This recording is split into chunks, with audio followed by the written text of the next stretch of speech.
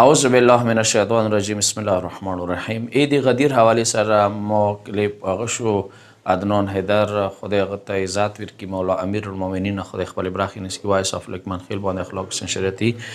پیج نه هم شیر شولو یو شای څنګه ډیر ضروری دی ایدی غدیر ورېځې باندې مړی ورکواله دی کشیر تو یو مومن ته مړی ورکړله یوې ښځې ته د مړی ورکړه زن مؤمناته مرد مؤمن ته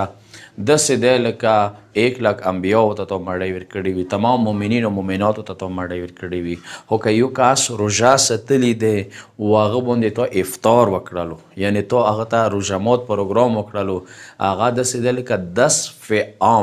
10 فعام ته تو افطار ورکړی امام له پوښتنه شوه څه فعام نه څه مراد دی مولا ورته وکړه څه فعام کې 10 لک کسان رسی 10 لک انبیاء 10 لک صدیقین 10 لک شهدا گویا 1 کروڑ کچیری انبیاء بیل ونستو 10 لک انبیاء صدیقین شهدا یو کو نو 1 کروڑ انبیاء صدیقین شهدا ته تو مړی ورکړله پروردګار نه دعا ده دی چې دې غدیر ورسي یو به سره تعاون مدد و هیلپ کوله او ته قرضې ورکوله کسه قرضه یو درهم د کویر کړلو لکه 1,00,000 روپۍ دې ورکړي وي دوره هغه ثواب دی